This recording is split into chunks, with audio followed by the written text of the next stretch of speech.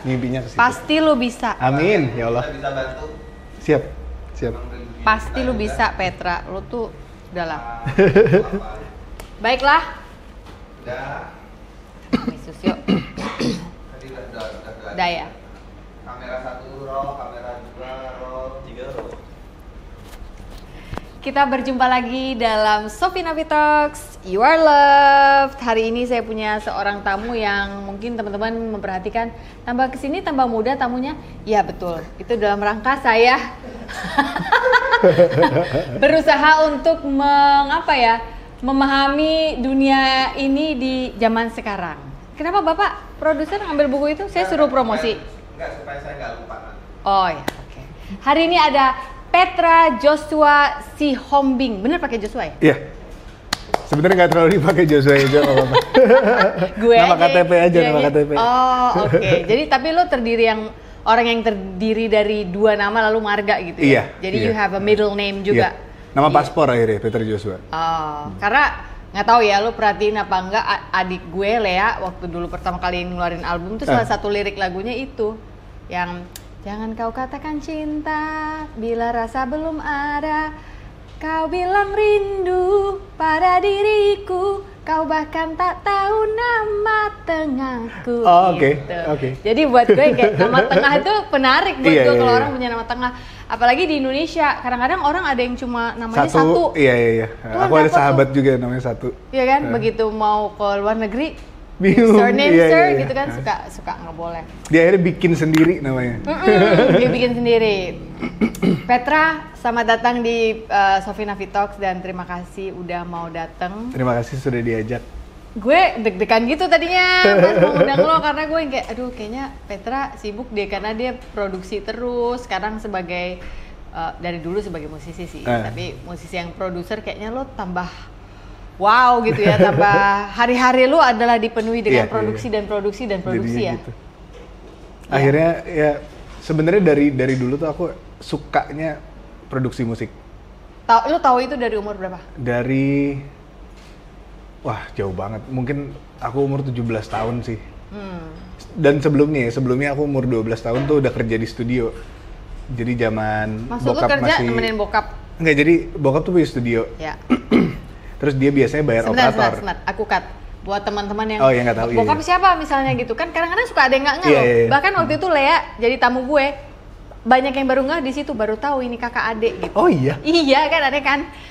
Petra Sihombing adalah anak dari Frankie Sihombing yang kami belum sempat undang ke sini karena itu juga sama sibuknya sebenarnya. Bapak-bapak tatoan. Bapak-bapak tatoan sibuk itu. Lanjut. Oke, jadi bantuin Papa. Iya, Papa kan emang di di musik rohani lah udah lama gitu. Terus dia akhirnya punya studio yang nama studionya AGP, tapi bukan Agape.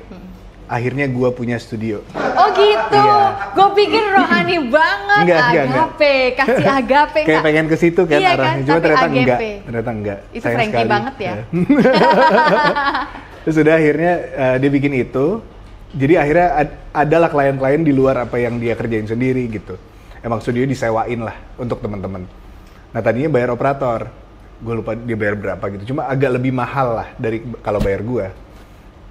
Terus dia dengan ininya, udahlah lo aja yang kerja, lo udah bisa kan, gue bayar lo aja tapi murah. Jadi akhirnya aku kerja di situ.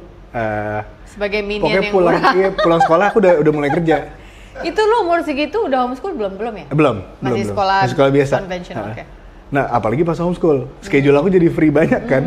Hari-hari biasa kayak kan aku Senin, Rabu, Jumat tuh sekolah, terus Selasa, Kamis libur kan. Nah, Selasa, Kamis udah 2 shift studio. Dan aku bisa dapat kayak berapa ya, 500.000? 400-500.000 lah satu shift. Tunggu, lu di studio ngapain? Operator Rekaman aja. bokap lo atau bokap lo produserin orang? Ada yang ngerekam bokap, ada yang teman-temannya, ada yang bener-bener kayak tiba-tiba ada choir mana mau rekaman. Oh, Petra bantu gitu. Iya, ya udah akhirnya aku emang kerja di situ aja. kerja di studio. Kebetulan studio di rumah. Oh iya. Dan bangunan rumah ada 2 lah, satu emang buat studio dan public area gitu. Jadi lu terbiasa dengan situs seperti itu Banget. dalam hidup lo. Iya. Itu si Ben nggak ikutan waktu itu? Ben nggak. Ben tuh love of musicnya agak telat kayaknya. Dia. Ben ini adiknya ya, adik nomor gua, 2. Ben si Hombing. Love for musicnya agak telat. Iya. Jadi Dia lu maksudnya udah duluan. kelihatan, tapi dia tuh selalu ke fashion dari dulu. Okay. Cara bikinnya juga agak lain. Oh iya, anak kedua memang. Mereka kan lebih punya ruang dan waktu untuk spacey memang. Kebetulan yang sama-sama duduk di sini ini anak pertama. Ya. Anak pertama. Selamat berjuang anak-anak pertama. Lu ngomong kayak gitu ngomong sama anak lu tuh, Kiko. Asli, iya kan? juga. Begitu lihat dia kayak selamat berjuang nah gitu kan ya. Lu akan jadi pemecah telur untuk semua. All those ungrateful adik-adik gue. Di belakang. Gak deh, gue sayang sama adik gue. Tapi lu udah seneng sama dunia itu berarti? Waktu lo diajak bokap, bisa dapat 5.000, lu seneng mengerjakan? Lo berpikir nggak, gue mau kerja gini gitu? Dari dulu gue selalu seneng bikin sesuatu dari nggak ada. Menjadi ada? Iya, kayak dikasih kanvas kosong tuh seneng. Gambar tapi nggak suka.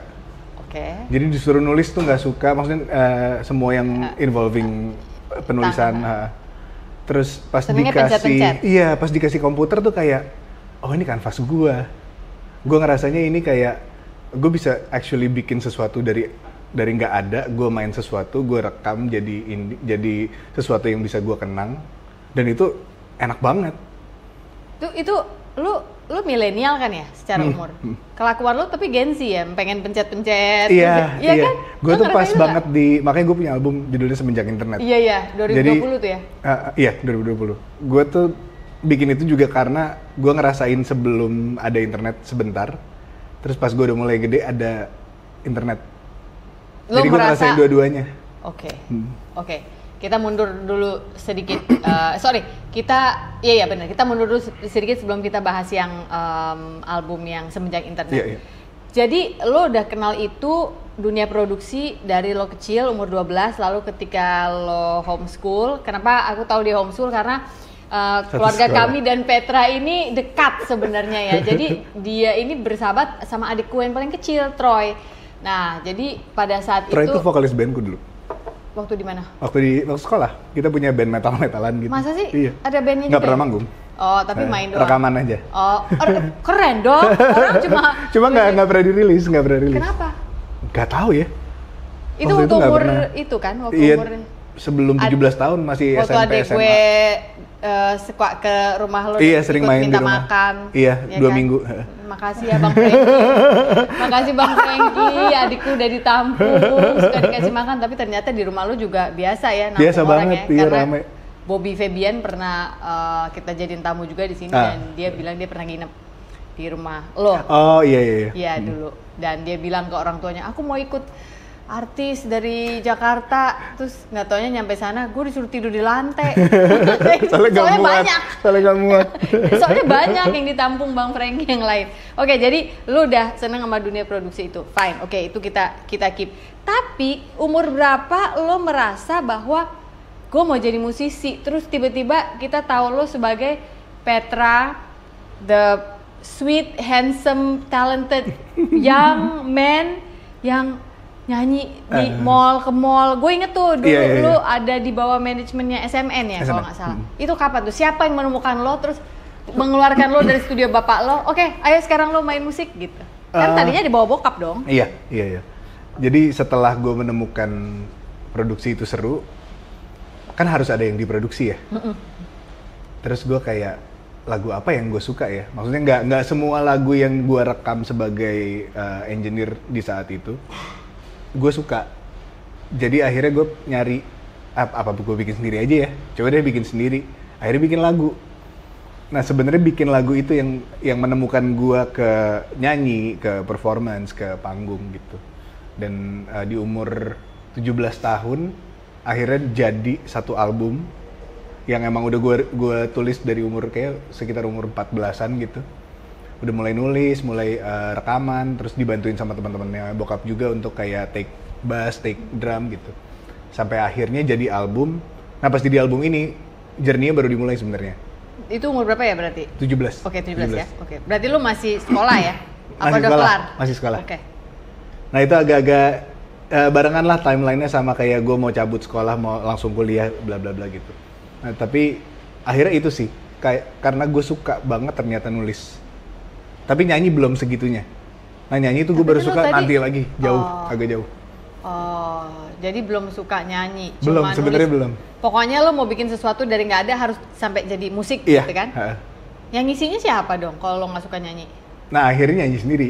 Makanya itunya growing lah, itunya growing seiring berjalannya waktu, mulai dapat panggung, mulai. Iya, siapa yang pertama kali menemukan lo untuk dapat panggung itu? Oke, sebenarnya Hits Record yang pertama. Si SMN itu Iya, kan? barengan sama SMN karena mereka sister How company. did you get to know them?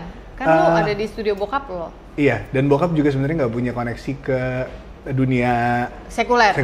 kalau sebutannya Bokap kan orang rohani ya. Iya. Nah, jadi akhirnya kita ngirim demo ke label-label. Itu Kita, proses. who is kita? Gue dan bokap. Oke. Oh, jadi bokap terlibat? Iya, Oke. dia bantuin kayak ya karena gue masih umur 16-17 gitu terus kayak gimana ya cara ngirim demo ke label dan dia akhirnya telepon beberapa orang terus dapatlah kontaknya beberapa orang untuk kita ngirim demo. Waktu itu gue tuh sebenarnya udah kayak meeting sama Musika gitu-gitu. Cuma waktu itu ada beberapa label yang naruh gue di waiting list karena mereka punya artis lain yang Ya, harus of course, dirilis kan. Terus gue merasa kayaknya seru deh kalau gue rilis di umur 17 tahun gitu, kayak nggak banyak anak-anak yang bikin musik sendiri, produce sendiri, terus nulis sendiri, nyanyi sendiri, terus dirilis di umur 17 tahun. Jadi gue mikir kayak ini momentumnya gitu. Jadi akhirnya gue nyari siapa yang mau, bukan kayak oh gue harus masuk ke label terbaik dengan deal terbaik. Akhirnya gue nyari momentum. Oke.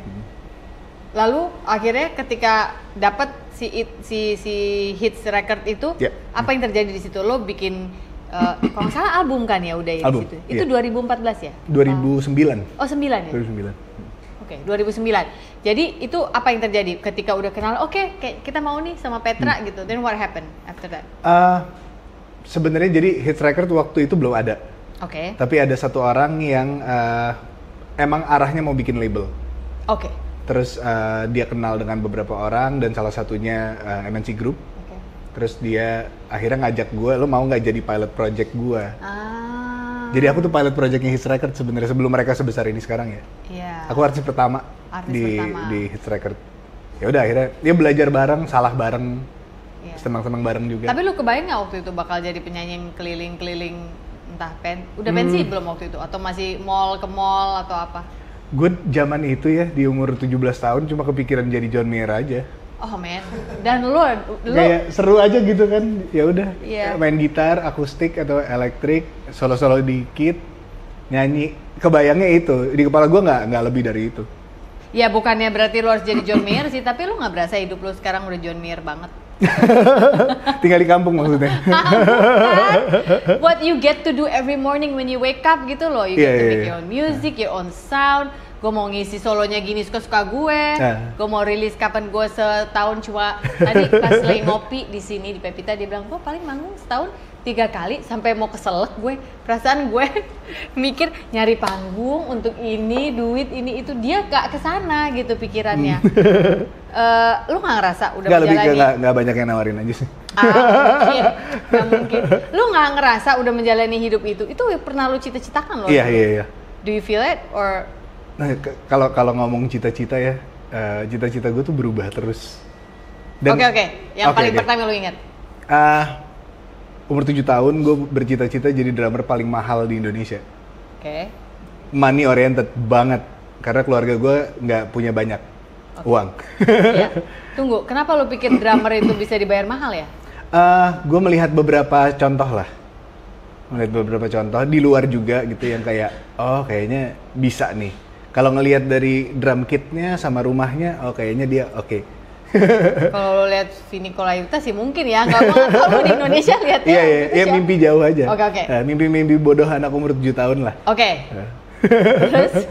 Pokoknya ya 7 tahun tuh gue baru mulai kayak wah ini ternyata seru banget deh main drum gitu. Dan gue nggak tahu kenapa anak umur 7 tahun pengen punya mimpi jadi drummer termahal, aneh banget. Enggak lah. Udah. Kayak terus. Akhirnya kejadian di umur 17, ya gue jadi penyanyi. Tapi bayarannya lebih mahal daripada drummer termahal di Indonesia. Oh, nice. Jadi selalu kayak gue pengennya ini, dikasihnya ini. Gue pengen ini, dikasih. Cuma emang prosesnya super panjang.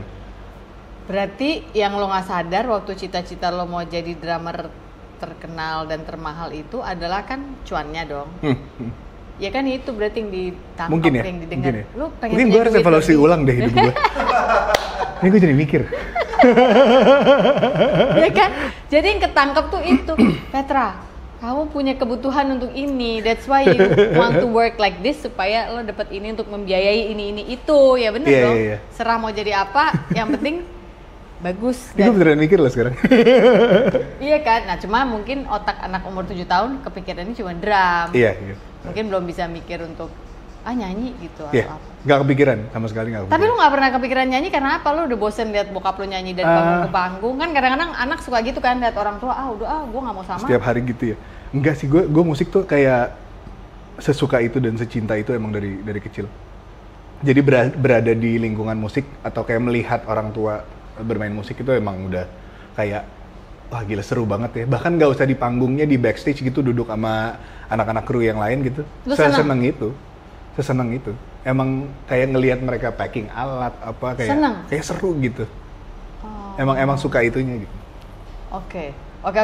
Udah nih selesai, lo masuklah, lo jadi penyanyi kemana-mana itu dan keinginan lo untuk memproduksi sesuatu dari nggak ada jadi nggak ada bisa. Ada sebuah perusahaan rekaman yang juga mau nerima karya lo, lagu-lagu lo. Itu aja udah luar biasa untuk artis banget. pertama kali di umur 17 tahun. Jarang loh, biasanya ada yang kayak gitu. Enggak, kita akan panggilkan Poki Barata, kita panggilkan siapalah Ahmad Dhani, lu nyanyi lagunya mereka misalnya di gitu. grooming dulu Di grooming. kan, di grooming iya. Lu Gue nggak nggak sempet di grooming. Iya, lu boleh jadi Petra kan? Pada saat Iya, sebenarnya lebih gini. Gue dicemplungin, terus karena kita juga cuma berdua, gue dan si orang label ini. Jadi kita nggak tahu juga sebenarnya apa yang kita lakuin. Cuma kebetulan kita di bawah naungan MNC. itu blessing in disguise lo kata gue. Asli. Iya nggak sih? Sebenarnya kita ruang geraknya cukup besar sih waktu itu. Lu dikasih kanvas gede banget. Balik ke yang tadi lu bilang, gue ngebayangin gue seneng kalau dikasih kanvas kosong. That's your empty canvas. Oh wow, gila lu lu blessed banget ya. Gila, gak kebayang tuh doa mak bapak lu kayak apa waktu Itu doanya kenceng kayaknya ya. Gue yakin, kalau enggak gimana tuh kesempatan-kesempatan itu bisa datang. It's as if lu dikasih di sebuah perusahaan rekaman, tapi yang kayak udah kita lupain aja dia, kita kerjain yang hal lain, tiba-tiba lu tumbuh gitu. Iya. Ya kan, dan jadi. Oke, tapi kan nggak lama ya lu di situ ya? Lumayan, 7 tahun. Oh, 7 tahun ya? Iya. Lama juga ya? Cuma nggak berasa karena gue masuk 17 kan, jadi gue cabut, gue kelar kontrak 24. And you're still young at 24. Iya, masih bisa mulai masih baru. Bisa. Iya. Itu aja another blessing lagi tuh. Lu kayak dikasih pemanasan. Gila orang ini belum baru duduk nih. Gila banyak banget blessing. Terus lu keluar karena kontrak habis, nggak ribut Kontrak habis nggak? Nggak ada ribut-ribut. Nggak ada. Waktu keluar lu bingung nggak? Kan biasanya ada yang menaungi, and then suddenly you're on your own. Iya. Justru waktu keluar gue sombong dan sotoy. Jadi gue merasa kayak bisa lah promosi sendiri, Instagram followers banyak, Twitter waktu itu banyak banget followers Twitter. Dan lu aktif ya? Zaman itu cukup aktif. Jadi gue yakin dengan apa yang gue punya gitu. Jadilah si verdict victim itu. Iya, nggak laku. Jadi lagu gue yang sebelumnya di label itu berapa juta views gitu di YouTube. Verdict victim sampai hari ini paling 20.000 gitu. Masa sih? Iya. Berapa ya? Coba cek. Itu coba lihat lu. Itu verdict victim itu bukan album ya? Itu EP ya? 3 lagu. Ya? EP itu 3 lagu ya? Iya. Kira-kira ya? Terus itu berarti nggak ada produksi sinyal. sendiri. Dan ntar aja. Itu, tapi segituan. Itu produksi sendiri juga? Itu di enggak. Studio, 34.000. Oh, udah nambah bro? Nonton dong, please. nanti kita taruh di sini supaya kalian nonton. Oke. Berikannya. Tolonglah, tambah-tambahkan lah punya abang ini yang nonton. Nanti gue nyalain aja malam. Oh iya, biar nambah ya, biar. Terima kasih loh. Demi views. Terus tiga lagu itu nggak ada yang jadi semua menurut lo? Ada satu yang hampir jadi, ada namanya Kotak Pesan. Oke. Itu salah satu lagu favorit gue juga sih, dan itu lumayan lah secara streams lebih oke. daripada yang lain. Yang lain. Oke. Berlangsung berapa lama tuh ke masa ketidaklakuan itu? Masa lo ibaratnya keluar dari kenyamanan rumah Iya. dan lo harus bikin Lama sendiri. sih. Itu Verdict Victim kalau nggak salah di tahun 2015 kan. Iya 2015. Mungkin 3-5 tahunan. Sambil nyari. Kemarau lah itu ya. Iya kemarau. Gak ada duit dong kalau nggak. Lumayan. Umur 24 gak ada duit kan Iya. nggak asik ya. Dan di saat itu ya pas juga lah ada masalah keluarga kan waktu itu. Iya. Terus kayak semuanya lagi tidak stabil.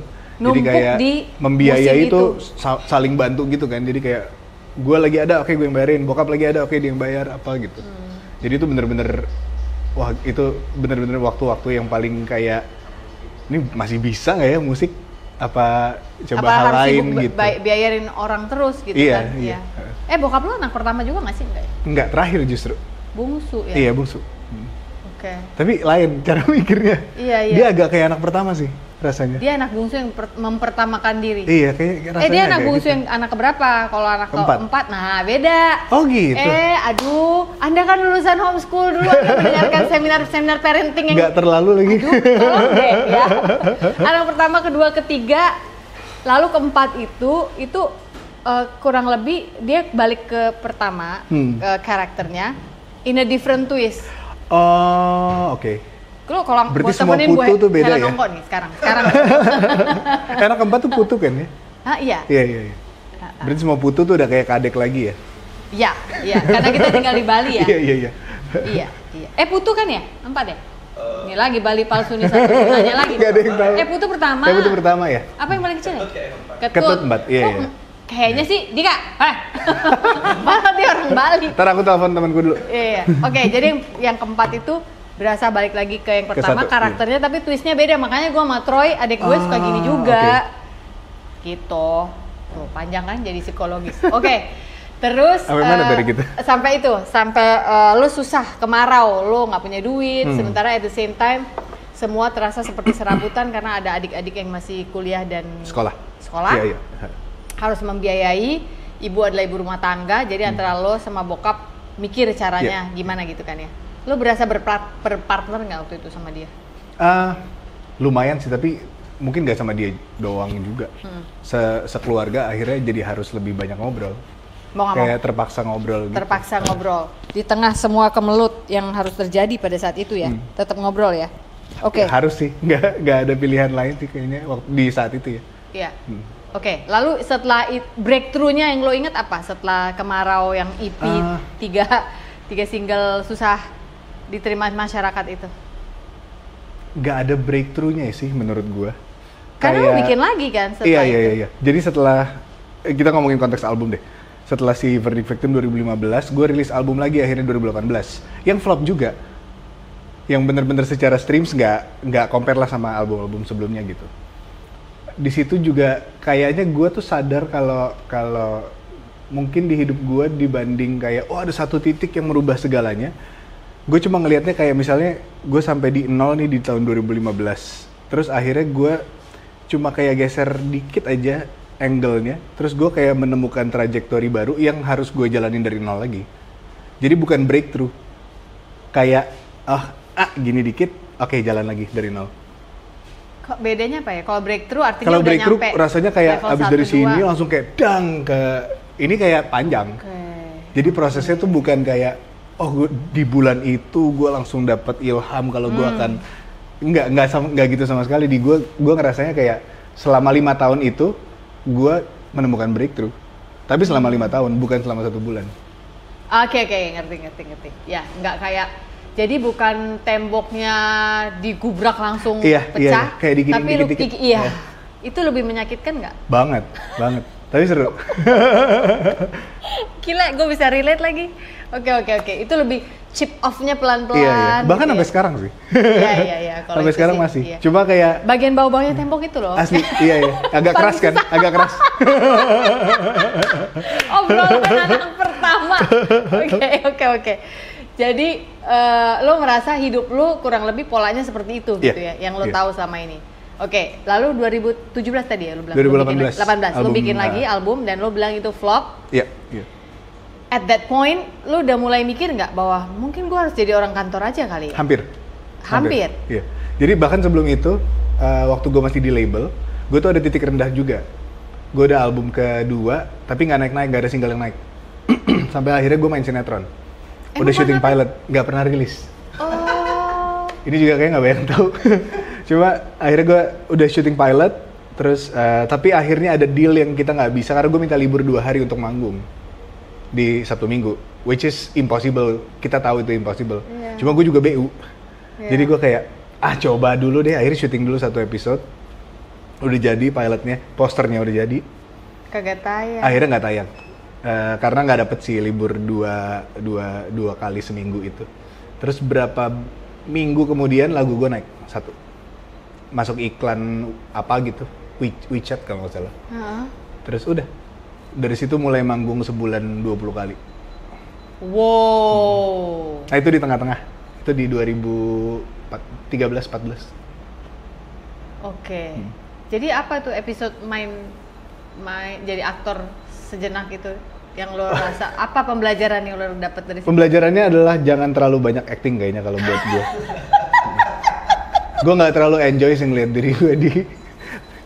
Tapi kan lo melakukannya karena BU. Oh iya. Tapi kalau sebelum kan jadi sebelum itu juga gue sempat main film bukan karena BU, karena gue pengen nyoba. Oh karena pengen nyoba. Ada 3 film. Apa tuh judulnya? Aduh banyak banget. Love in Perth. Oh Love in Perth itu ada lo? Sama Derby iya. Iya sama Derby ada lo ya? Ada. Oke, terus? Sama Gita Gutawa. Iya. Terus kedua tuh Hasduk Berpola. Ketiga Cahaya Kecil bareng Kang Andi Rif. Oh. Yang itu agak musik-musik gitu. Tahun berapa itu yang sama Andi Rif? Lupa. Kayak nggak lebih dekat ke sekarang ya? Enggak. 2015, 2014 kayaknya. Iya, di momen-momen itu. Momen-momen itu ya. Oke. Anyway, berarti lo selalu dalam dunia berkesenian. Jadi nggak jadilah lo mencoba untuk jadi pegawai kantoran atau apa untuk pay the bills. Yeah. untuk gaji yang tetap. Itu yang berusaha saya sampaikan bahwasannya kalau seniman kan nggak jelas. Yeah. Kadang tempo-tempo ada. Ya sampai sekarang. Iya, tempo-tempo kurang gitu ya. Dan akhirnya itu kayaknya membuat kita perlu ilmu untuk memanage kali ya. Iya. Dan beda ilmunya beda. Maksudnya? Ya maksudnya beda sama orang yang punya gaji tetap, ngitungnya kan lebih gampang. Ya. Kalau kita agak harus pinter-pinter manage karena kita nggak pernah tahu kapan kemarau datang lagi gitu ya. Iya. Jadi harus terbiasa tahu winter kapan gitu.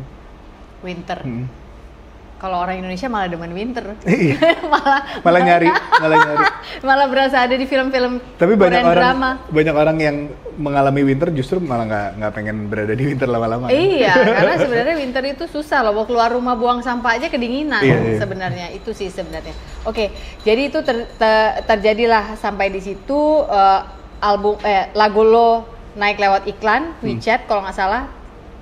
Terus lagu itu naik. Lagu apa itu? Mine. Judulnya. Oh si Mine itu. Oke. And then what happened? Setelah manggung sebulan bisa 20 kali itu.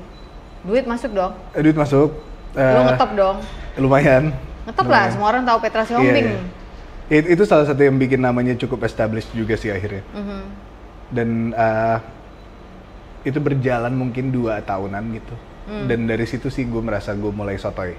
Again? Enggak, itu sotoy, itu barengan. Oh, jadi itu sotoy, ujungnya bikin album sendiri. Ujung dari kesotoyannya. Ujung dari kesotoyan itu. Lalu yang si Verdict Victim itu di sini maksud lo? Iya. Jadi 2012 sampai 2015 tuh masa bagus lah. Masa bagusnya gitu. Nah 2015 sotoy drop. Dar.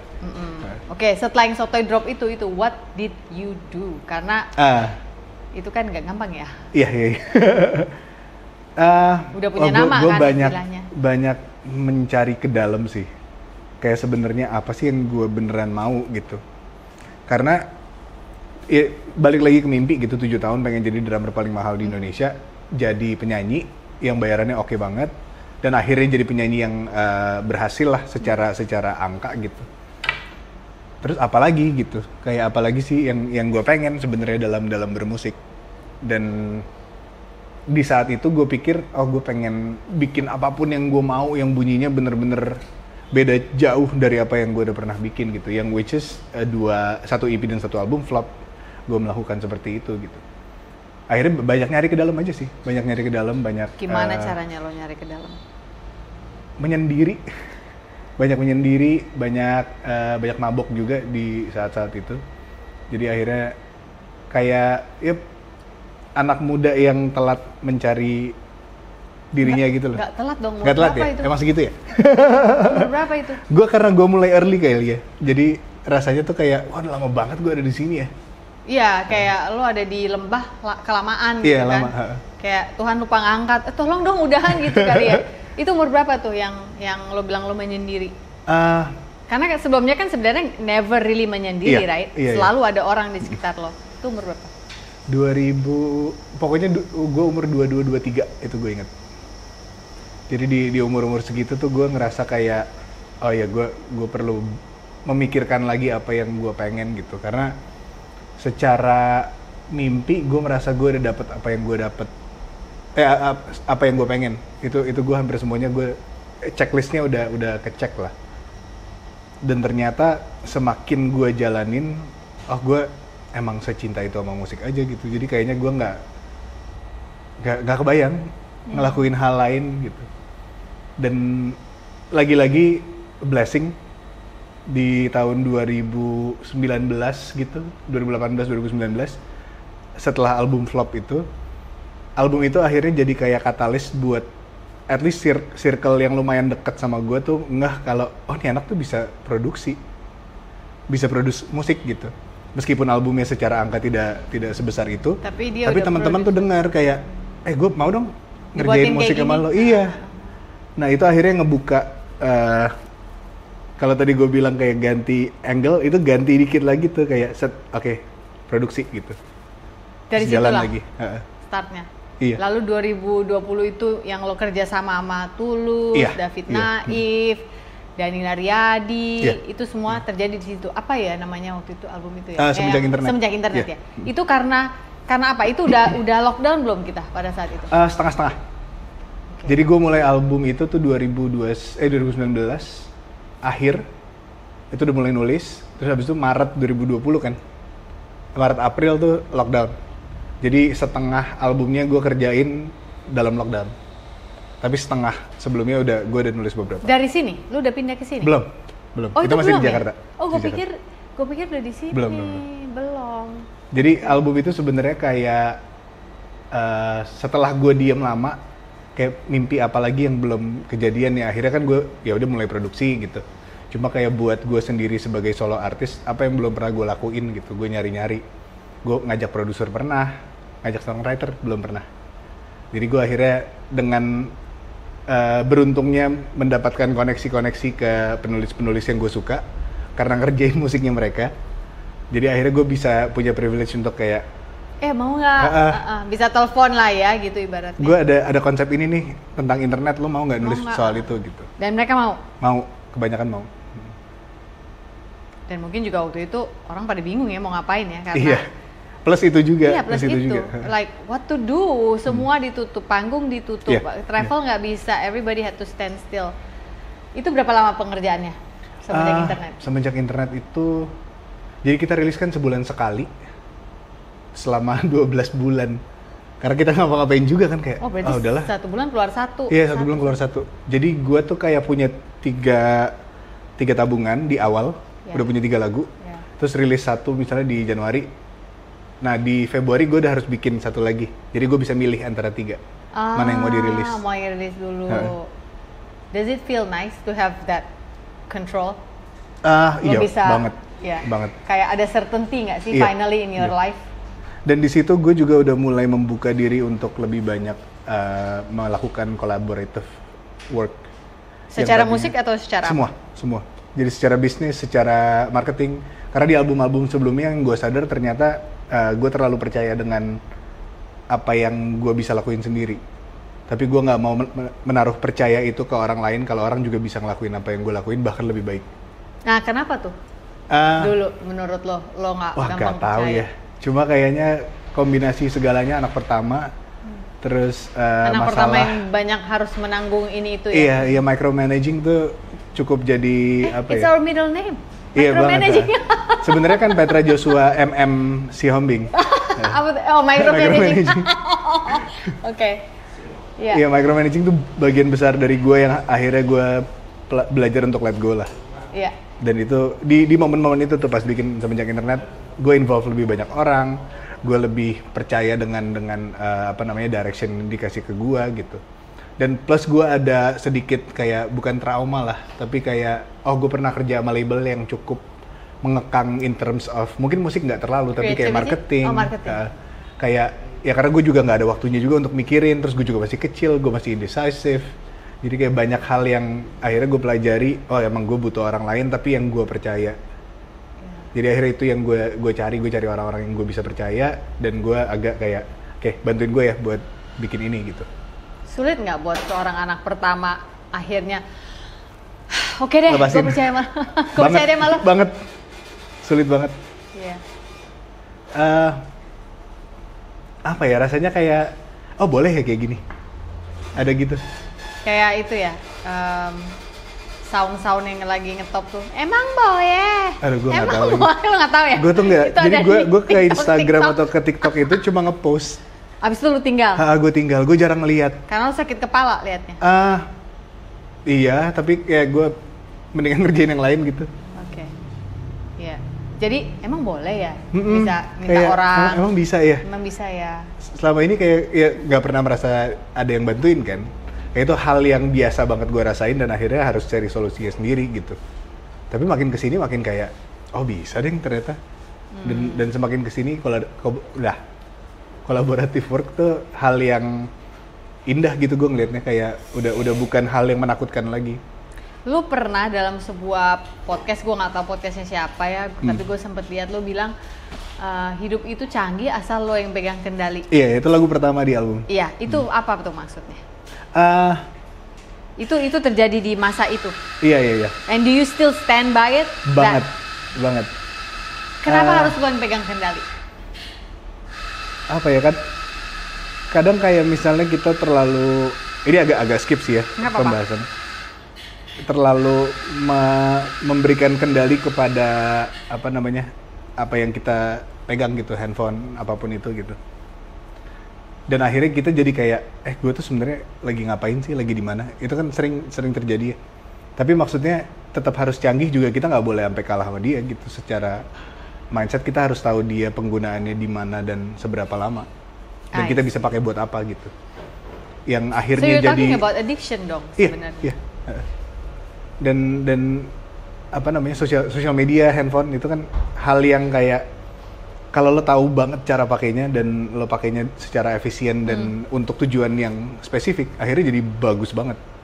Cuma di saat kita udah mindless scrolling, udah kayak, my goodness, ya itu udah hilang dan akhirnya kendalinya nggak ada, canggihnya dapat, cuma kendalinya nggak ada gitu. Dan gue merasa kayak itu balance yang tepat. Kita ngerti soal kecanggihannya, kita tahu apa yang kita bisa harness dari si kecanggihannya, tapi juga ya kita yang pegang kendali gitu. Bahkan di wawancara yang sama itu lo sempet bilang bahwa ada satu masa yang berat banget di dalam hidup lo, that you thought ending it would be the best way pada saat itu. Dan lo sempet terpikir bahwa kok gini banget ya, nyokap bokap gue udah gedein gue, terus ujung-ujungnya begini doang. Dan itu adalah saat lo ada di Bali itu. Lo bilang lo ketemu orang-orang baru. Itu waktu itu udah nikah belum sih? Oh belum ya? Itu tuh di ujungnya album seperempat itu yang album 2018. Iya. Di ujungnya itu kayak dekat-dekat ya 2018 2019 lah. Itu waktu lo akhirnya kesini dan lo bilang lo ketemu orang baru itu, padahal kan waktu lo kesini kan lo tinggal sama bokap kan? Enggak, itu belum. Yang itu pas pindah lagi. Akhirnya for good baru lo tinggal sama bokap. Waktu itu belum tinggal sama bokap. Belum. Waktu itu kayak bokap juga udah pindah belum ya? Gue lupa deh. Udah dong. Udah pindah. Karena gue 2016 tuh nggak jauh beda sama bokap lo pindah ke sini. Nah itu pokoknya jadi akhirnya menemukan ternyata ada seru yang lain di luar musik. Karena gue ketemu teman-teman fotografer waktu itu. Ada sahabat gue juga surfer. Terus dia punya teman-teman yang fotografer yang sampai sekarang kita masih main kalau di Bali. Dan dari situ akhirnya menemukan kalau nggak cuma karena tadinya musik udah sucks banget aja buat gue. Kayak udah aduh kayak kalau musik lagi enggak deh gitu. Tapi akhirnya karena gue menemukan di situ juga sih kayaknya gue menemukan fotografi itu menarik, karena fotografi itu pretty much kayak production, kayak music production, merekam momen kan. Dan itu ternyata yang gue suka banget, merekam momen. iya. Jadi jadi pokoknya pas gue di Bali itu harusnya ngapain, terus akhirnya gue jadi beli kamera. Gue ngabisin tabungan gue untuk beli kamera, dan gue menemukan cinta lagi terhadap perekaman momen itu. Nah abis itu gue jadi produser. Jadi sebenarnya yang bikin gue jadi produser ya gara-gara foto. Bo, itu mirip bokap lo banget loh sebenarnya. Iya. Gue itu akhirnya kenal sama bokap lo gara-gara foto-foto itu. Oh iya. Dia sempat hobis banget zaman itu. Jadi dia juga pernah ada masa merekam momen, cuma terjadi pada dia di waktu udah tuaan. Iya. Oh iya juga ya. Iya. Aku udah kayak eda-eda ya jawabnya. Iya kali pun. Gitu ya. Oke. And then apakah fotografi itu yang membawa lo kenalan sama istri lo, Virina? Nah, kan dia akhirnya iya. Iya nggak sih? Akhirnya iya. Jadi gue tuh ngobrol dia nggak dari bukan dari anak circle sama. homeschool, Iya. bukan anak label, bukan anak apalagi lo pernah jadi anak manajemen, bukan dari situ, bukan. right? So where did you meet her? Jadi gue sempat ketemu dia sebelum akhirnya kita ngobrol ya. Ketemu dia tuh satu event, gue nyanyi, dia jalan catwalk. Satu event pas yang lo masih Petra yang nyanyi di mall dulu itu? Banget, udah lama. Udah pernah ketemu di situ? Udah pernah ketemu sekali, tukeran Facebook. Anjir, Facebook lagi. Terus waktu gue di Bali itu gue beli kamera, lagi seneng foto kan. Ya post-post aja terus di Facebook, di Instagram apa segala. Dia ngeliat foto nyokap gue fotoin nyokap. Oh iya. Terus dia komen apa gitu, terus ya udah jadi ngobrol dari situ. Online. Lo posisi Bali? Iya, gue di Jakarta. Bali, dia Jakarta. Cuma kan gue di Bali cuma sebulan kayaknya waktu itu. Oh cuma sebulan ya? Soalnya kalau tahu kayak cerita-cerita, Petra udah di Bali, terkesan lo lama di sini enggak ya? Itu setelah, itu abis kawin. Sebelumnya cuma kayak sebulan butuh menepi gitu ya ke sini. Terus akhirnya Kopi Darat, Kopi Darat. Tahun berapa sih istilah gue? Gue udah lama banget gak denger Kopi Darat. Istilah bapak lo kan itu kalau orang ngomong Kopi Darat. Kopdar. Ketemulah di Jakarta. Ketemu Jakarta akhirnya. Klik. Nikah. Nggak lama ya? Nggak lama, pacaran 2 tahun, hampir 2 tahun lah. Tapi setengah pacarannya tuh kita udah tahu mau nikah. Kayak udah planning. Udah planning, kayak udah ada tanggal nikah. Hah? Serius? Iya, jadi di tahun kedua pacaran tuh kita kayak kayak bisa deh gitu. Udah. Yang itu agak natural sih terjadinya juga. Itu bisa dibilang bagian dalam hidup lo yang nggak pakai seredet nggak pakai madet-madet. Iya. Cuma lagi di momen yang seredet. Iya. Cuma bagian itu enggak. Itu enggak iya, gitu ya. Dan itu breath of fresh air for you. Banget. Wow. Nah, kalau Virina anak keberapa? Virina pertama, sama. Oh, sama-sama hard headed berarti banget. Ya lo berdua ya. Oke. Tapi sama-sama mengerti beban masing-masing mungkin gitu kali ya. Dia punya adik? Dia punya adik 2. Oke. Nah gue tuh karena dia lebih tua 4 tahun dari gue, jadi gue merasa lebih banyak dia yang ngerti lah. Mungkin baru sekarang ini kayak agak kebalik dikit, kayak dengan dia dan hal yang dia lagi jalanin sekarang gitu, kayak dia lagi akhirnya sibuk lagi gitu mengerjakan hal-hal baru, dan akhirnya lagi agak berbalik, bertukar perannya. Lo yang saat ini lebih stable dan lebih bisa punya ruang dan gerak untuk mendengarkan. Iya. Kurang lebih seperti itu ya. Tapi emang gitu kayaknya ya laki-laki. Nggak tahu deh, kalau gue sih ngerasa gitu ya. Gue juga kan sama Mas Pongki tuan gue 2 tahun. Ya 2 tahun doang sih. Tapi ketika awal-awal itu gue selalu merasa bahwa aduh lo, ya soalnya kan waktu ketemu dia masih 24 ya. Terus sudah minta kawin, kan aneh ya. Kan 24 ya? Enggak, dia pengen 26. Oh 26. Gua kan tapi kan 28. Oh iya, baru 2 tahun ya. Wah gila, waktunya agak beda di universe ini ya. Ini karena Canggu ya? Iya mungkin, agak beda. Kadang kan hidup, kadang di atas, kadang di Canggu. Jadi nggak pernah di bawah. Nggak pernah di bawah, jauh ya ke Nusa Dua ya. Jauh. Jadi gue juga waktu itu ngerasanya gitu, lu baru juga jadi artis, baru juga album pertama, udah sok-sok mau ngajakin kawin gitu. Jadi tapi setelah udah menikah dan ternyata dia jauh lebih stable, jadi gue yang jadi kayak anak kecil gitu dalam hubungan ini gitu kadang-kadang. Kayak akan gantian gitu terus kali gak ya? sih? Iya. Yang Terus-terusan. sehatnya ya kayaknya. Kalau gitu terus kayaknya pakemnya Kayak terlalu. capek gitu. Oh ya. Iya. Capek jadi yang lebih tua terus tuh capek, jadi yang yang perlu diangkat terus juga capek. Nah, iya benar. Itu gue suka banget tuh barusan dia ngomong capek jadi yang kenapa sih harus selalu jadi yang lebih tua terus? Bukan umur ya maksudnya secara iya, ini. Secara orang mengandalkan kita gitu kan. Iya. Makanya tambah kesini tuh gue sama Mas Mongki tuh berpikir kita harus temenan sama yang lebih muda. Tapi itu aja kadang-kadang manggil, iya kak, aku gini, kalau ini gimana kak? Aduh, boleh nggak nanya? Gue justru pengen nanya-nanya ke lu, gue mau belajar gitu, karena I really need to relate to the younger generation menurut gue, karena kalau nggak ya gue juga kegiles ya. Semenjak internet, seperti album lo itu, segala sesuatu menurut gue jadi terlalu cepet, sehingga kita susah untuk keep up gitu. Gue mau nanya soal ini sekarang. Hebat loh ini, kawan ini hebat kali. 2021 tiba-tiba kerjasama dengan Incognito. Iya, itu di album yang flop itu. Layak siapa itu kenalkan kau itu sama orang itu? Waktu itu gue tuh lagi sering main ke Shoemaker Studios di Jakarta. Oke, mereka kan yang bawa si Seth Griggs. Iya, gue ikutan juga. Oh, lo ikutan yang pertama, juga? yang pertama banget. Workshop yang pertama. Oke, terus? Seth Griggs dan siapa? Margareta Stevenson. Iya, mereka adalah pelatih vokal bintang-bintang ngetop di dunia, termasuk Michael Jackson dan yang lain-lain, gila banget ya. Oke, jadi lo lagi banyak bermain sama anak-anak itu, and then what happened? Apa tadi pertanyaannya? Incognito. Jadi salah satu orang di Shoemaker itu lagi ketemu sama Incognito di acara di Singapura atau di mana gitu. Terus gue pas banget waktu itu lagi di labelnya Shoemaker. Jadi gue kayak lagi-lagi jadi pilot project. Shoemaker pengen bikin label, gue kosong, yaudah cobain yuk gitu, satu lagu. Nah lagu ini pas banget gue baru ngirim demonya ke dia. Terus dia ketemu sama Bluey dari Incognito. Dia ngasih denger di handphone doang, tempelin ke kuping gitu. Terus Bluey kayak, seru nih, gue boleh ikutan nggak? Terus gue kayak, ya boleh lah. Gue dikasih tahu by email, by WhatsApp sama si teman gue ini. Si Bluey mau ikutan nih, lo mau nggak? Ya boleh lah, gila. Nggak mungkin gue tolak. Ya udah akhirnya kita kerja jarak jauh dulu. Terus akhirnya gue bisa ada kesempatan ke sana. Ke sana tuh kemana? Ke London. Oh iya, 2021 itu? Iya. Itu 2021 kan? 2017, sorry. Itu bukan 2021 ya? Bukan. Oh salah itu sebelumnya. Oke, 2017? 2017 gue lupa.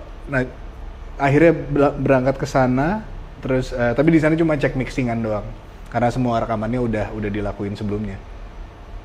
Terus lu udah take di Jakarta. Jadi gue tuh lagunya udah 100% jadi menurut gue. Terus ternyata pas dikasih ke mereka, oh gue belum jadi deh.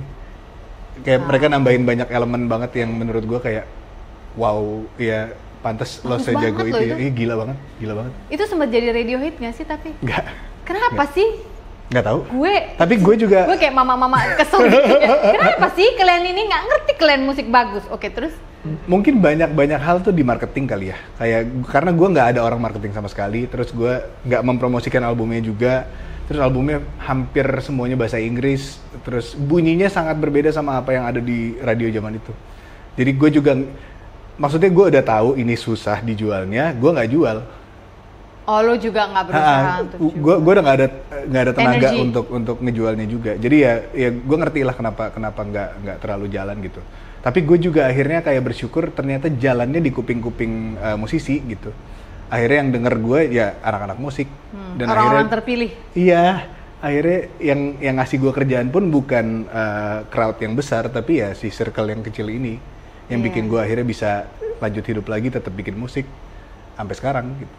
Tapi waktu ke London itu kau satu studio berarti sama si Bluey itu? Iya. Kayak apa itu rasanya itu bang?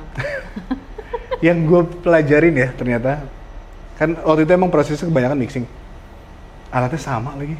Oke. Tapi kenapa sound mereka lebih bagus? Coba kau jelaskan dulu itu. Bisa kayak lebih cakep gitu. Nah ini kalau ini beda topik lagi. Cuma gue merasa kita bukan tidak lebih bagus. Cuma mereka lebih internationally accepted. Karena industrinya udah jadi. Internationally accepted. Jadi bukan berarti sound mereka lebih bagus. Oke. Cuma yang kita bikin belum familiar ke kuping banyak orang. Oke. Berarti selera dong. Iya. Selera sound kita Iya. yang kita terbiasa dan kita buat itu belum bisa diterima secara merata internationally. Is Iya. that what you're Iya, trying? kira-kira gitu. Oke. Karena bagus jelek menurut gue taste banget lagi. Kayak kadang gue lebih suka mixnya Bang Ari Renaldi gitu dibanding mixnya Justin Bieber gitu. Ari Renaldi itu Ari Aru. Ari Aru. Ya. Ari Aru. Oke. Nah, ya gitu kayak oh iya ini lebih fit ke lagunya gitu. Tapi kalau Ari Aru mah di atas rata-rata Iya. menurut gue. Cuma maksudnya orang Indonesia kan. Iya. Dan Oke. belum banyak yang familiar aja, maksudnya di luar Indonesia belum banyak yang familiar gitu. Makanya salah satu mimpi gue adalah nggak jauh-jauh lah, nggak usah ke Amerika atau mana, tapi Asia. Gue pengen banget merambah produksi musik ke Asia gitu. Kayaknya hal yang tidak impossible, Oh iya, lu akan sampai tapi ke susah. sana. Nggak susah, tidak mudah. Tidak mudah, iya. Nggak susah, Iya. tapi tidak mudah. Tapi lo akan sampai, Petra. Amin, Minum amin. dulu, minum. Amini dan minum. Anggurnya di mana ya? Udah mulai kayak bapaknya nih bercandaannya. Oke, sekarang soal oh iya, ini mic-nya turun terus ya? Kekecilan ya suaraku? Aku aman ya? Aman. Aku sebenarnya. Enggak karena Suaraku lebih kecil dari Oke. suara laki-laki. Sudah? Kalau suaraku besar kau takut nanti. Siapa ini yang aku nikahi? Oke. Lu pengen bikin ini sesuatu dengan skop Asia. Oke, produksi berarti kita sekarang ngomongnya. Produksi. Terus lu tiba-tiba di tahun berapa tuh yang lu bikin sama Enrico Lomba Sihir, lu bikin 23 studio ya namanya. Iya. Itu apa itu? Oke, kalau lo bisa gambarkan ke orang yang sama sekali nggak ngerti, lo bikin perusahaan apa, Petra? Itu apa? Sebenarnya perusahaannya nggak beda sama apa yang gue lakuin tiap hari, produksi musik. Cuma gue pengen bikin itu jadi sebuah music production company aja. Dan gue ngajak Enrico dari Lomba Sihir buat jadi partner gue secara musikal lah di situ. Bukan berarti kita akan kerja bareng, cuma kayak kita akhirnya dinaungi di satu company ini gitu. Satu wadah. Jadi kita ngerjain musik buat artis, buat label, buat brand, buat Oh, iklan. jadi lu terima pesanan? Ya. Lu konveksi? Ya, kayak gitu. Gue seneng menganalogikan begitu biar karena penonton gue banyak mama-mama. Iya. Biar ngerti orang itu. Jadi gini ya, Dak, Order ya. lagu, jasa Macam order lagu. Iya. Kamu mau bikin jaket buat partai gitu kan? Kau taruh konveksi. Kalau ini kan mau order buat iklan bisa? Iya, bisa. Buat scoring film bisa? Seorang film kita belum pernah nyoba, cuma kalau ada yang mau boleh. Boleh. Langsung ngobrol aja. Berarti di situ kalian yang himpun musisinya nanti, Iya. arrangernya. Iya. Sebenarnya job desk produser seperti biasa kan. Kalau dapat project, terus ntar yang main drum siapa? Oh, kita milih. Ya, itu kan hari-hari Iya, hari-hari. musisi Iya. sebenarnya. Oh, sama Enrico. Sama Kenapa Enrico. sama Enrico? Eh, Dia lebih muda kan dari iya, kamu? itu salah satu alasannya yang kuat juga karena dia lebih muda. Biar gue juga seger terus kalau brainstorm gitu. Tapi di luar itu mungkin Enrico dari banyak teman-teman musisi salah satu yang gue kalau kerja musik sama dia kita nggak banyak ngobrol. Kayak Kerja aja. gue bikin ini, dia bikin apa? Dah. Oh. Ada itunya. Nah, Ada kliknya. Itu yang susah gue cari di musik. Nah di luar itu mah ya udah kita mah main. Emang main berapa aja. tahun beda sama Enrico ya? 4 ya. 3. Enrico Lomba Sihir itu drummer kan? Iya, drummer. Bandnya Lomba Sihir bareng sama Tristan Julio, Iya, adiknya iya. Kevin Aprilio itu loh. Lomba Sihir juga lagi bagus banget lagi sekarang. bagus Iya, lagi banget bagus saat ini. Tapi rupanya Enrico ini juga orang produksi ya. Iya. Yang lucunya adalah ketika tadi masuk ke Pepita and Sons, ke coffee shop kami, ngobrol-ngobrol kita baru ngeh Enrico itu adalah anak kecil yang dulu suka main-main di sekolah minggu waktu kami gereja. Dulu Enrico anaknya Bu Wayan ya, Bapi ya? Ya bener kan? Iya, Bener ya? Iya. Namanya itu kan Kalau mamanya? nggak salah. Ya pokoknya Iya. gue inget deh anak kecil waktu itu kakaknya namanya Marco Iya Marco. sama Three Boys kan? Dino paling Dino. Iya. Hai Enrico. Ingat Tante Sophie, jangan panggil tante ya, panggil Kak. Panggil Sophie juga apa-apa. Kayak yang sekarang lihat anak-anak yang udah jadi gitu di musik kayak lu bukan yang dulu suka gangguin orang tua lu pas gereja, minta kecil, apa, iya, minta iya. apa gitu, lucu deh. Oke, jadi si 23 studio ini menerima pesanan orang Iya. mau apa. Dan ketika harus rekaman, lo harus ke Jakarta kah? Atau Kita lakuinnya hybrid akhirnya. Jadi ada beberapa rekaman yang gue harus ke Jakarta, tapi kalau masih bisa online. Tapi sejauh ini kayak kebanyakan orang seneng ke Bali.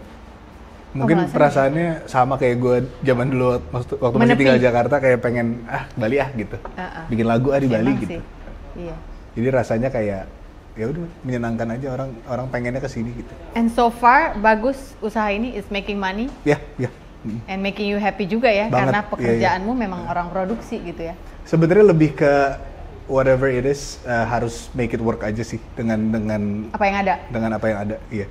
Karena emang gue nggak kebayang melakukan hal lain di luar ini untuk sekarang gitu. Jadi ya bisanya ini bisa jadi uang, ya udah kita coba cari caranya gimana ini bisa jadi uang yang benar gitu. Dan pemikiranmu udah lebih sebagai kepala keluarga nggak sih Iya. sekarang? Iya.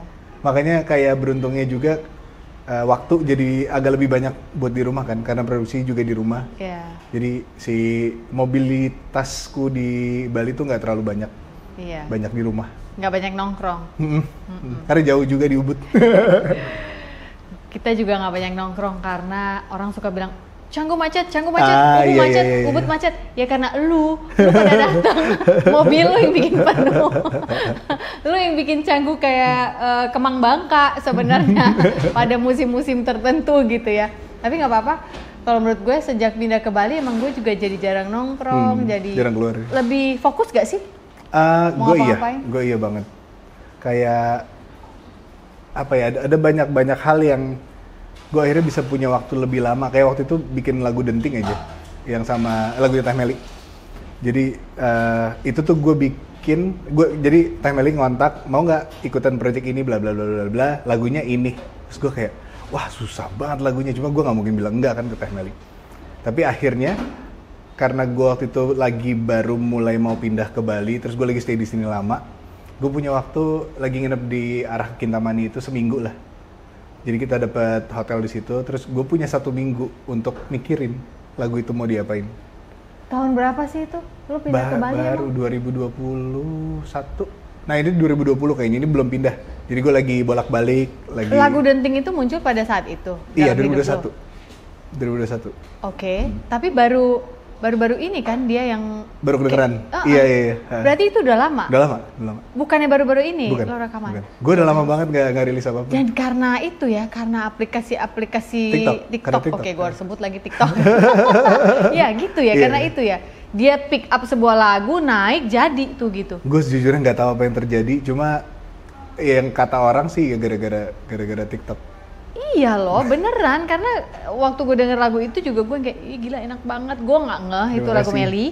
Ah, Setelah didengar lagi, oh iya nadanya nada Meli bener. Tapi karena suara si laki-laki yang nyanyi ini menurut gue enaknya kayak kawin. Terus anak gue deh kalau nggak salah yang ngomong, itu Petra loh mah gitu. Hah? Petra? Tambah ajaib lagi gue kayak, oh my goodness, ternyata si TikTok yang kan selama ini menurut gue generasi X ini berpikir bising kali sih ini susah ngikutinnya, ternyata berguna untuk dunia art kita ya, music kita ya. Oh jadi that was 2021. Iya, Oke, 2021. you finally said yes. Tapi Iya. sebelumnya lu kan tadi bilang nggak mungkin lah gue bilang nggak sama Teh Meli. Iyalah Iya. ya lagunya dahsyat-dahsyat Iyalah. kan Meli. Tapi kenapa menurut lo susah? Karena gue nggak Menyanyikannya. biasa membuat hal yang kayak gitu aja sih, warnanya. Kayak paletnya super berbeda. Warnanya kan lo denger lagunya raw. Hmm. Emang lo udah kebayang mau dibikin kayak apa, soundnya atau apa? Wah ini pembahasan jauh beda lagi. Gue tuh orangnya cukup struktural dan teknikal kalau dengerin lagu. Jadi yang gue kejar tuh kayak tekstur, struktur dulu, lalu tekstur, baru rasanya. Struktur, tekstur, rasa, oke? Iya. Dan ya kayaknya emang cara gue mikir gitu aja. Dan itu yang gue pikirin waktu dapat lagu Teh Meli. Strukturnya gue tidak biasa, teksturnya gue tidak biasa, rasanya gue suka. Rasanya lo suka, oke. Jadi nyari ininya nih, nyari dua awalnya kayak gimana caranya fundamentalnya gue tetap bisa nyaman bawain ini. Oh, kayak makan escargot gitu nggak? Lo suka rasanya tapi lo nggak tahu ini apa? Iya, agak gitu. Ya. Rasanya sih enak, cuma pas dirasa-rasain Nyapain, lagi teksturnya kayak ini nggak biasa gitu. Jadi perlu acquired taste ya? Iya. You need to iya. adapt. Dan apalagi maksudnya aku dikasih kesempatan untuk meremake kan. Jadi aku boleh merubah fundamentalnya. Iya. kayak struktur aku boleh rubah, itu kayak verse ada yang aku pindahin. Boleh. Aku nggak nanya. Dia Cuma tahu dong. kirim tapi- aja, ya dia pasti tahu. Cuma pokoknya kalau dia protes aku ganti. Oh. Cuma dia nggak protes, ya udah nggak apa-apa berarti. Oh, I see. Ada beberapa bagian yang kayak ini kepanjangan. Ada yang ini panjangin lagi gitu. Jadi Oh. aku banyak bermain lah di situ. Nah itu balik lagi tadi ke fokus.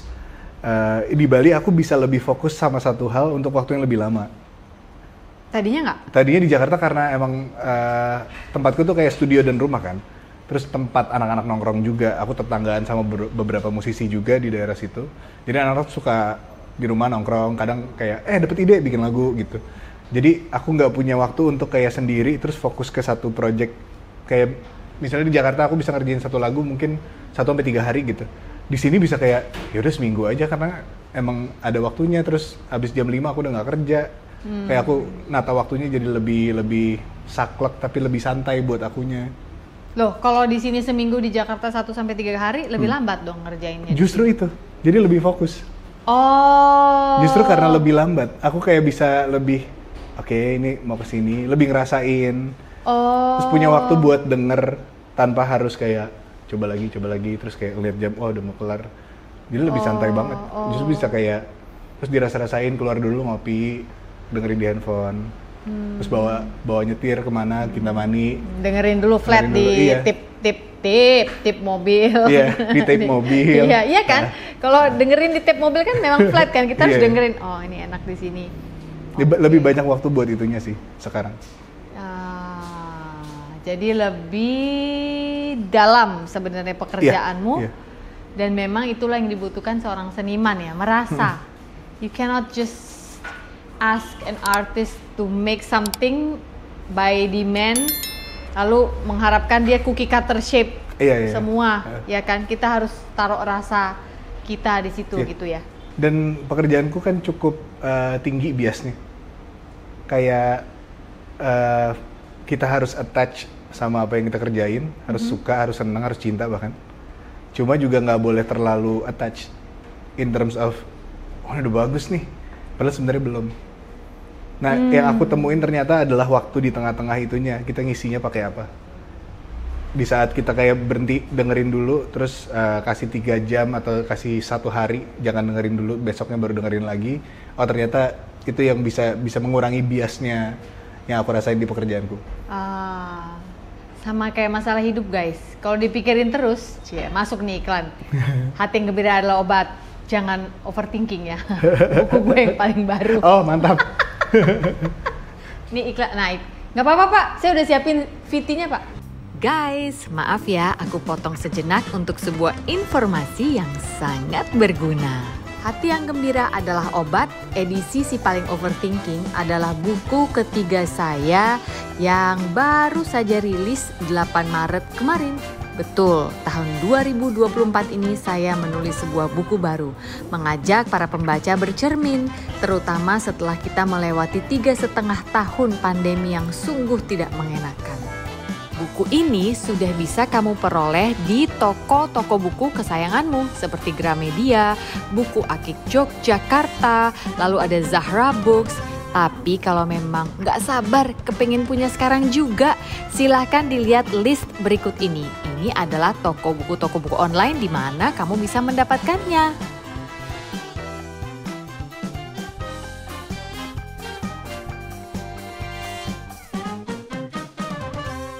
Ya, Udah prepare udah nonton banget kan ya? iklannya? Ya, itu dia. Jadi beli ya.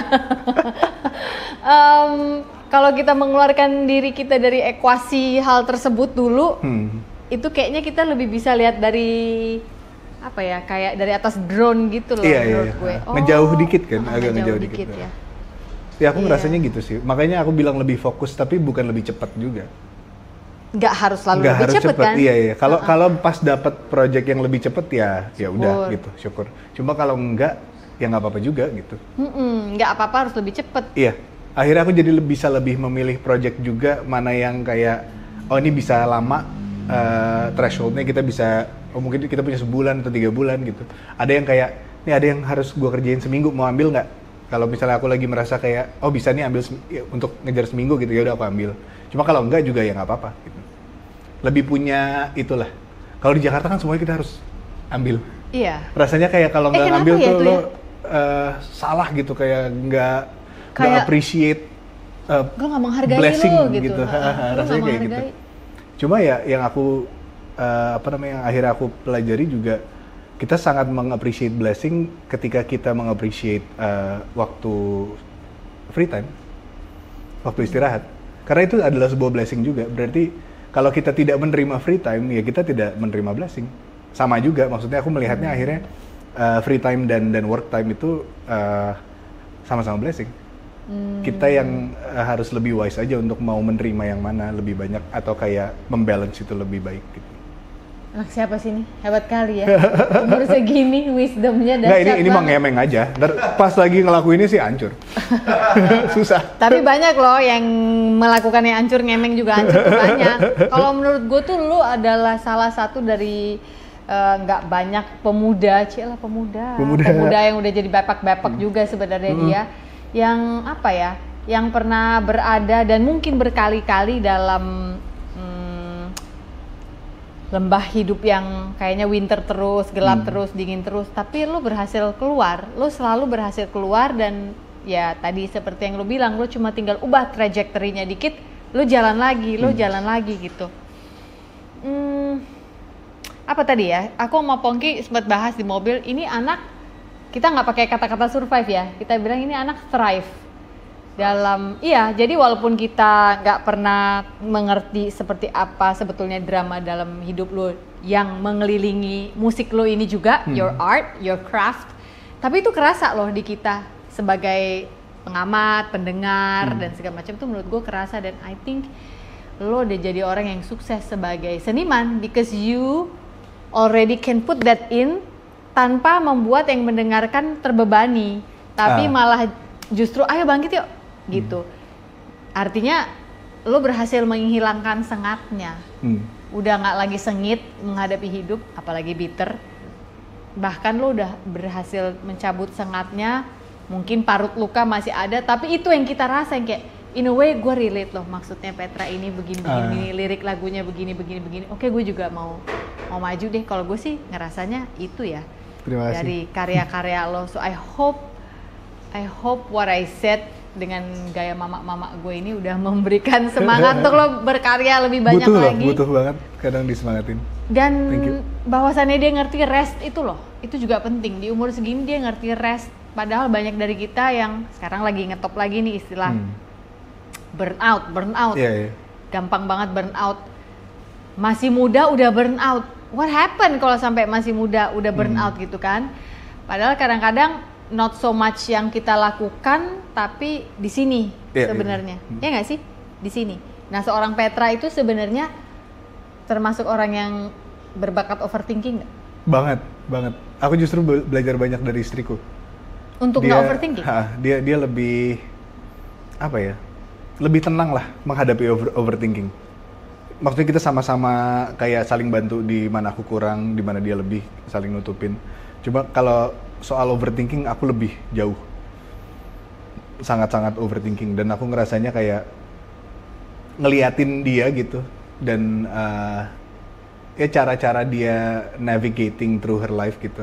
Aku merasa dia tidak terlalu banyak overthinking, dan dia pun mungkin nggak terlalu banyak ngomong ke aku kayak udah nggak usah terlalu dipikir, bukan yang gitu, cuma ngeliatin dia aja kayak oh bisa ya kayak gitu ya, nggak usah terlalu dipikirin, udah jalanin aja. Tiba-tiba dari model, tiba-tiba sekarang jadi mendalami holistic healing gitu, kayak jauh banget. Dan aku kayaknya kalau dikasih dikasih kesempatan kayak gitu, aku mikir gitu kayak gimana cara lompatnya ya. Cuma ngelihat dia bisa kayak gitu agak meyakinkanku dengan segala hal yang baru yang datang ke aku gitu. Ya udah santai aja, dijalanin aja. Kalau emang suka ya stay, kalau enggak ya udah. Kayak lebih, malah akhirnya jadi lebih tenang aja sih.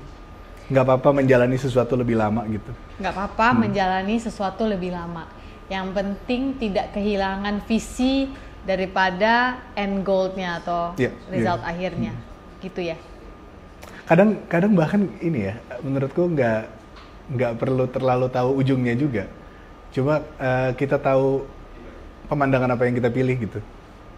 Oh. At least kita pilih pemandangannya kalau belum tahu. Ini baru banget tadi malam aku ngobrol sama Sal Priadi main ke hotel ya. Dia bilang ya kita kalau emang belum tahu ujungnya apa, cari pemandangan yang kita mau aja, mau gunung, mau pantai, mau apapun gitu.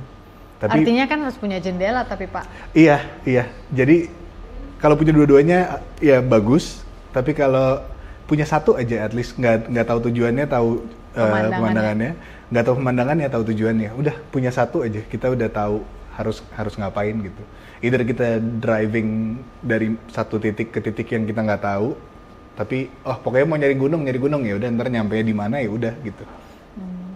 Jadi menurutku juga itu sih kayak kadang agak terlalu jauh untuk ngomong sama teman-teman atau kayak orang-orang yang kita deket gitu. Lo harus tahu tujuan lo, kayak wah berat juga ya gitu. Dan cukup sering pada akhirnya kayak yang aku temukan tujuan manusia adalah untuk jadi berguna kan. Ya.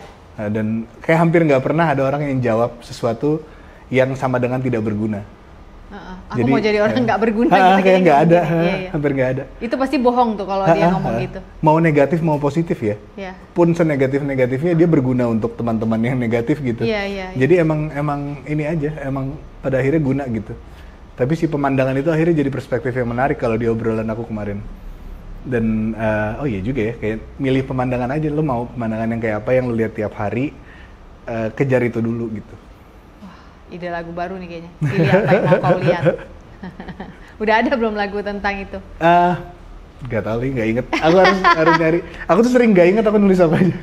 Iyalah, karena udah hari-hari kan Iya. nulisnya. Jadi sometimes people have to remind you ya. Dan Ingat ini aku lumayan sering kayak nulis buat orang. Maksudnya nulis orang udah bawa setengah lagu jadi aku ikutan. Jadi premisnya kan dia yang bawa. Premisnya kan? dia yang bawa. Iya, aku kayak iya. apa ya, itu lagu apa ya? Jadi kayak suka lupa gitu. Iya. Tapi lagu-lagu sendiri sih ingat.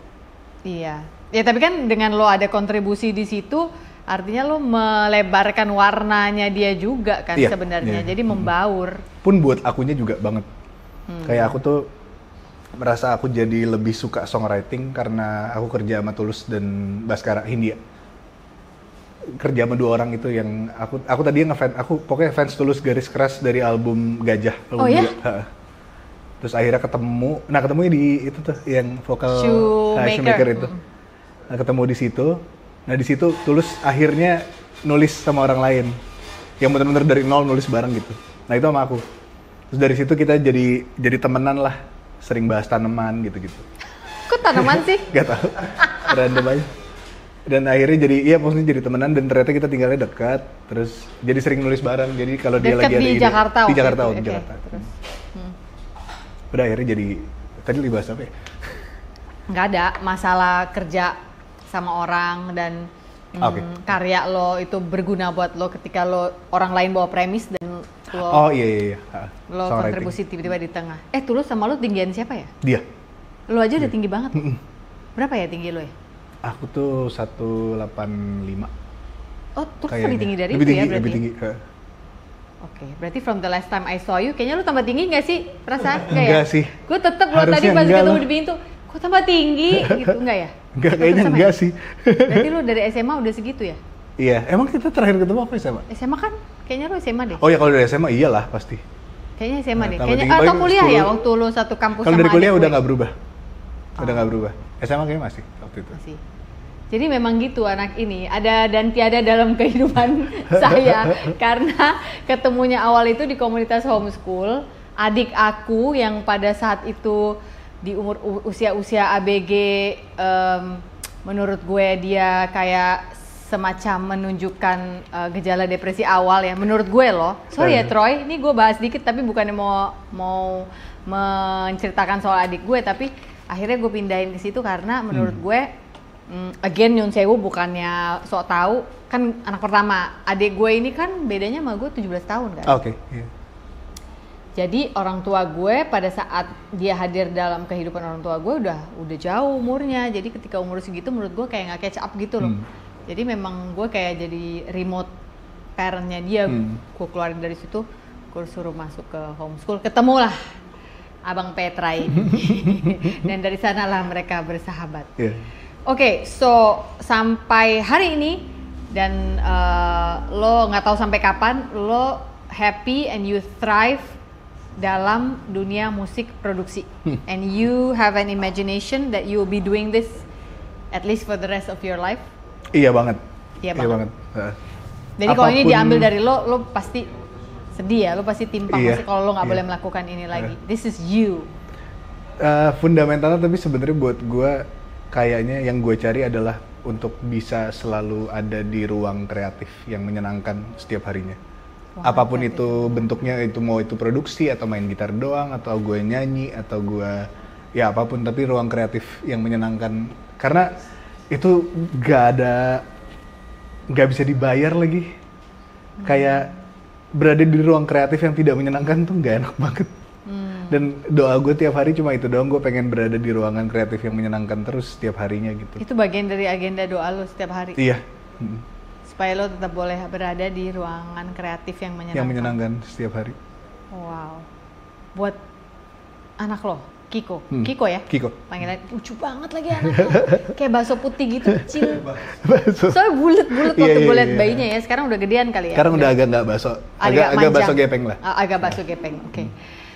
Nah, dia gimana tuh menurut lo? Sejauh ini kelihatan nggak bakatnya dia? Apa dia pinter gambar, pinter... Musik dia bagus banget, kemampuan assessment terhadap kayak interval nada, Oh ya? terus chord, terus dia tuh bisa nginget kayak isian-isian gitar yang kecil-kecil tuh. Dia bisa Nah humming? dia humming, terus cepet gitu kayak nangkepnya cepet. Lirik dia juga langsung nangkep. Terus tapi kayak artinya dia belum tahu, cuma dia kayak nangkep Itu nadanya. absorb tuh berarti. Berarti Dia harus- sangat assessment gitu orangnya, kayak Berarti merhatiin.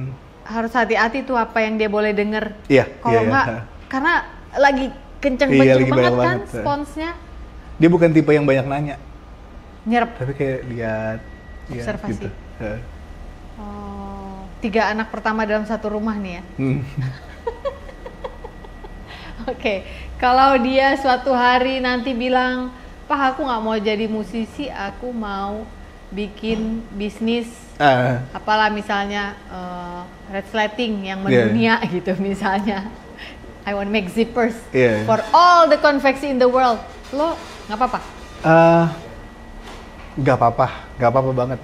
Gue tuh kayak, karena gue sering ketemu orang yang mau produksi musik gitu ya, atau nggak usah produksi musik, dia ketemu orang aja gitu, kita tahu di saat matanya lebih bersinar ngomongin satu hal, kayak itu aja yang gue cari. Kalau itunya dia nemu, gue yakin dia santai. Ya, maksudnya bukan santai, ya akan susah. Yeah. Susah. Cuma itu yang akan bikin untuk dia rasanya lebih gampang navigating sampai ke titik yang dia mau. Itu bensinnya, Iya. itu fuelnya. Oke, jadi lo sekarang usia Kiko berapa anak lo? Kiko 5. Udah 5 tahun Udah 5 tahun. aja. Iya pantesan udah bakso gepeng ya. Udah nggak bakso bulat lagi. Udah agak tinggi. Iya ya, udah agak tinggi. Oke.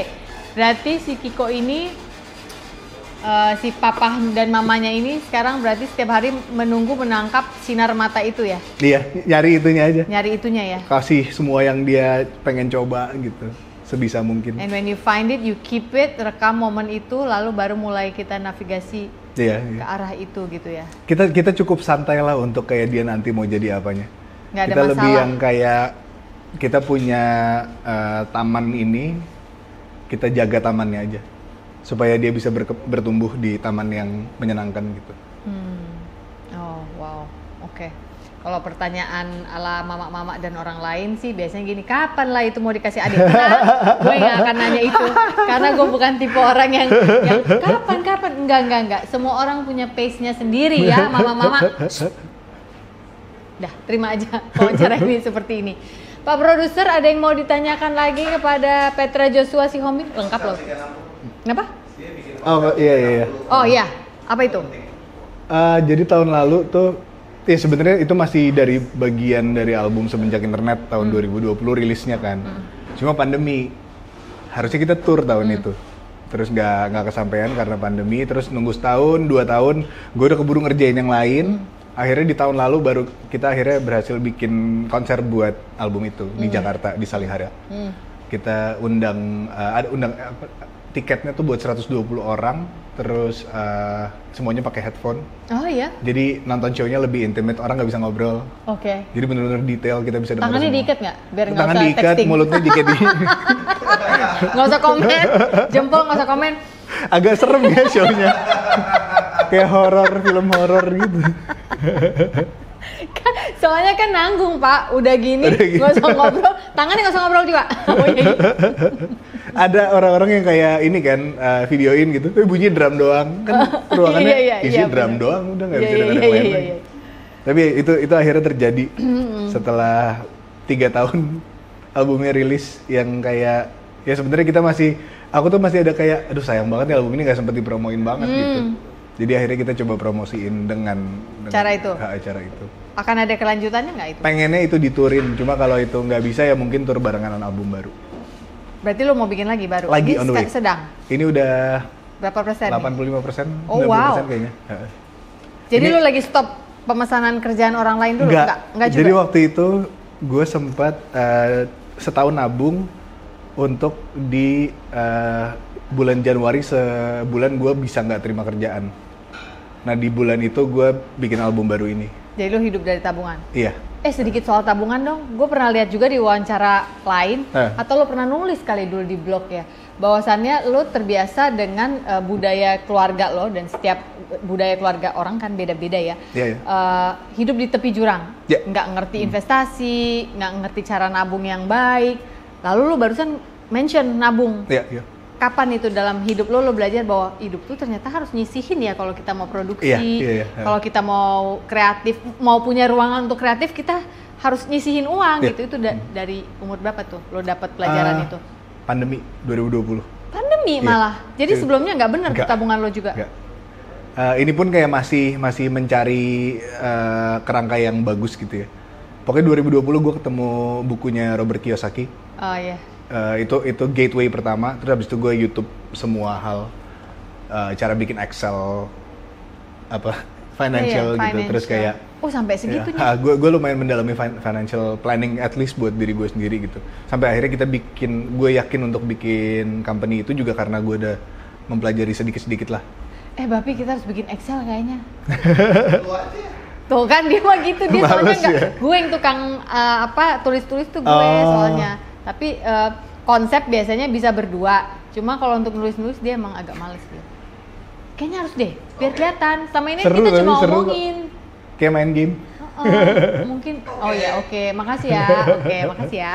Ini adalah sarana saya untuk pesan sponsor sama suami Oke, sebenarnya. iya. Karena kalau di rumah nanti jadi pergelutan. Ini lo aja. Kalau di sini nggak ada waktunya untuk berantem. Nggak ada, soalnya ya kan. udah jadi, Iya. udah jadi, amin. Gitu.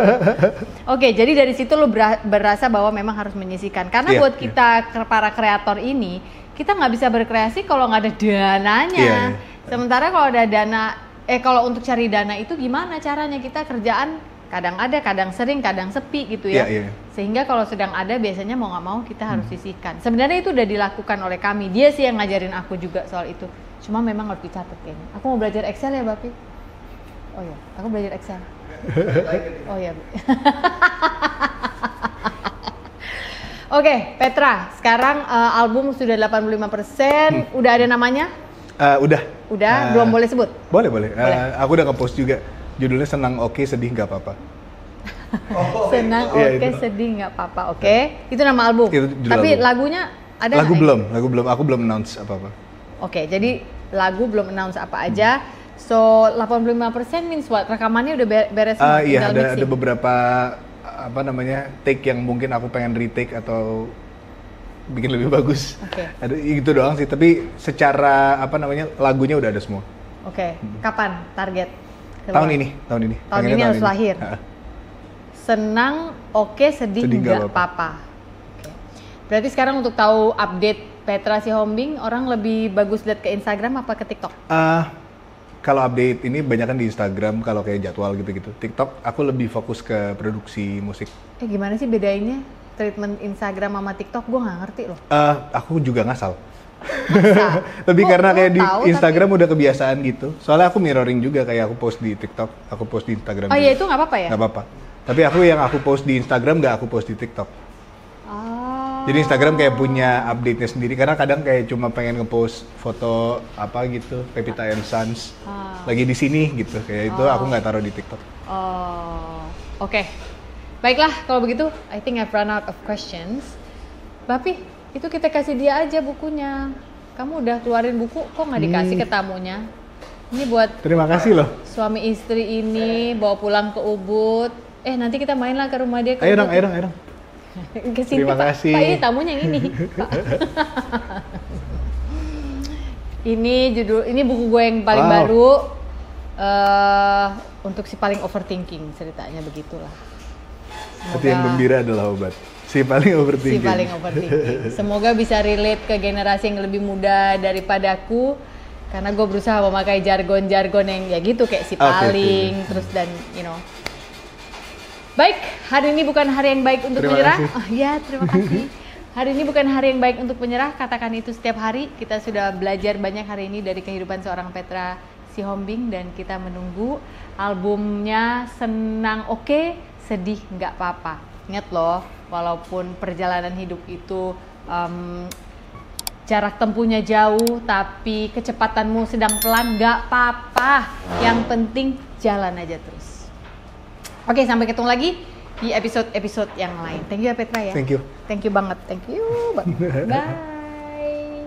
Jualan. Yeay. Gaji. Terima gaji. Aduh, thank you banget ya. Thank you Petra. sama-sama. Senang banget aku. Semoga cukup kita nggak terlalu lompat-lompat ngobrolnya. enggak sih. Ntar bakal diedit. Gue yang edit. Oke, siap. Oh iya, ngedit sendiri. Mantap. Gue ngedit karena gue ya itu ada